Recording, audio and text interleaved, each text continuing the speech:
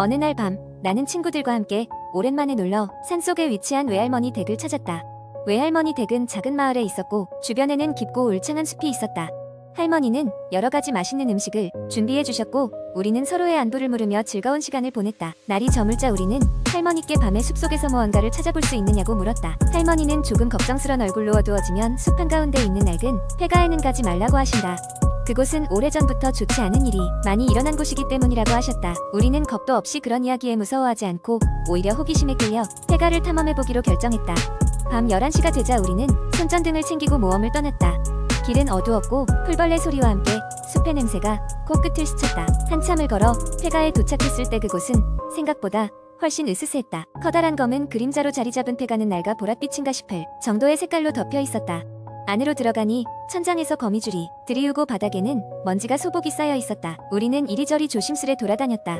그때 갑자기 어디선가 들려오는 누군가의 발자국 소리가 들렸다. 서로의 눈을 바라보며 손전등 불빛을 따라 소리가 나는 방향으로 가보았다. 놀랍게도 그곳에는 아무도 없었다. 하지만 불안감은 점점 커져만 갔다. 친구 중 한 명이 소리가 난 방에 벽에 걸린 오래된 사진을 발견했다. 희미한 손전등 불빛 아래 좀 더 가까이 다가가니 그것은 흑백 사진이었다. 사진 속에는 한 가정의 모습이 담겨 있었고 그 중 한 소년의 모습이 우리 중 한 명과 놀랍도록 닮아 있었다. 순간 등골이 서늘해졌다. 이때쯤 우리는 이곳을 떠나기로 했다. 그러나 집으로 돌아가는 길에서 우리는 길을 잃고 말았다. 손전등 불빛이 약해지며 주변은 점점 더 어두워졌다. 그때 갑자기 숲속 저 멀리서 누군가의 웃음소리가 들려왔다. 우리의 발걸음은 더 빨라졌지만 길은 점점 더 미궁 속으로 빠져드는 듯했다. 마침내 우리가 도착한 곳은 처음 폐가 근처였다. 큰 한숨을 내쉬며 우리가 다시 숲을 빠져나가려 할 때 길가에 빛나는 눈동자들이 우리를 주시하고 있는 것을 느꼈다. 그것은 마치 숲 그 자체가 우리를 지켜보는 듯한 느낌이었다. 우리는 두려움에 떨며 다시 방향을 잡고 뛰기 시작했다. 몇 시간이 지난 것 같지도 않았는데 우리는 마침내 할머니 댁에 도착했다. 문을 열고 들어가자 할머니는 깜짝 놀라셨다. 너희들 얼굴이 하얗게 질렸구나. 어디 다친 데는 없니? 우리는 그저 고개를 저으면서도 말 한마디 할 수 없었다. 그날 밤 이후로 우리는 숲 근처에는 다시 가지 않았다. 그리고 늘 할머니의 경고를 마음속 깊이 간직하게 되었다. 숲은 그저 나무와 풀로 이루어진 공간이 아니라 우리에게 어떤 의미로든 경고를 남겼던 공간이라는 것을 말이다. 그 일이 있은 후로도 우리는 그 집 주변을 떠나지 않던 어둠 속에 무언가가 누구인지 이야기하며 때때로 오한이 오곤 했다. 그 의문스러운 발자국 소리와 웃음소리가 우리에게 남긴 공포는 여전히 마음속에서 떨쳐지지 않고 있다. 두 번째 이야기. 어느 조용한 산골 마을. 밤이면 깊은 안개가 내려앉는 작은 마을에는 오래된 전설이 전해진다. 그 전설에 따르면 마을 근처 숲속 깊은 곳에는 귀신의 집으로 불리는 저택이 하나 있다. 아무도 그 집이 언제 지어졌는지 누가 살았는지 알지 못하지만 이곳을 지나친 사람들은 이상한 소리를 들었다고 했다. 마치 누군가 낮게 중얼거리는 듯한 소리였다. 이 마을로 이사 온 지 얼마 안 된 한 젊은 부부 수연과 지민이 있었다. 그들은 도시의 소음과 분주함에서 벗어나 조용한 시골 생활을 꿈꾸며 이곳에 왔다. 어느 날 저녁 마을 사람들과의 친목 모임 이후 마을 원로 할머니에게서 귀신의 집에 대한 이야기를 들었다. 호기심 많던 수연은 그 이야기에 매료됐다. 지민은 처음엔 가볍게 흘려들었지만 수연은 어쩐지 그곳에 직접 가보고 싶다는 생각을 떨칠 수 없었다.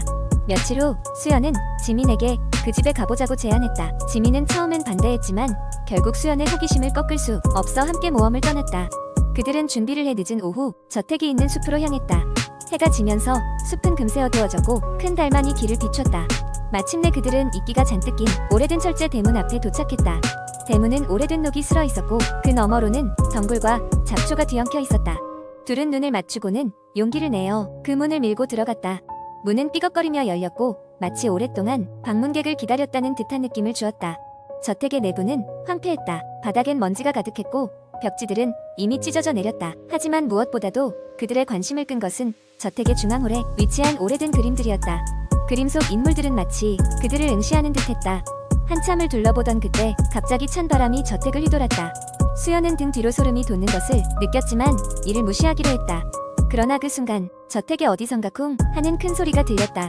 두 사람은 깜짝 놀라 소리의 근원을 찾아 건물 안쪽으로 더 들어갔다. 발자국 소리는 낡은 바닥을 따라 저절로 이어져 갔다. 그들이 도착한 곳은 낡은 도서관이었다. 책장은 텅 비어 있었지만 유독 한 권의 책만이 홀로 중앙 테이블 위에 놓여 있었다. 그것은 낡고 두꺼운 고서였고 먼지가 수북했다.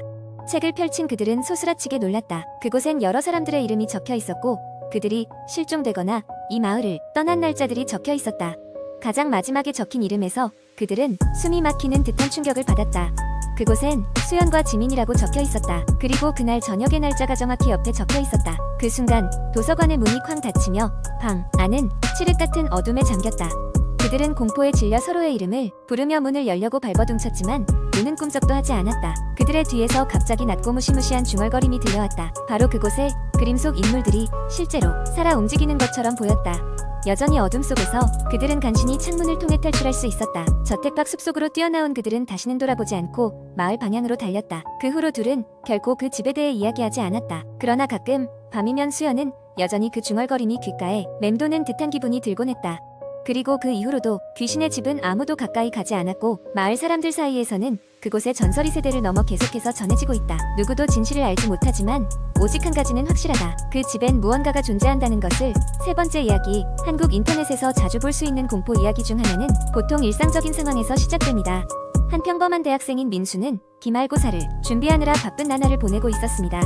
그는 매일같이 밤늦게까지 도서관에 머물며 공부를 했고 그날도 역시 해가 진 후에야 집으로 돌아가게 되었습니다.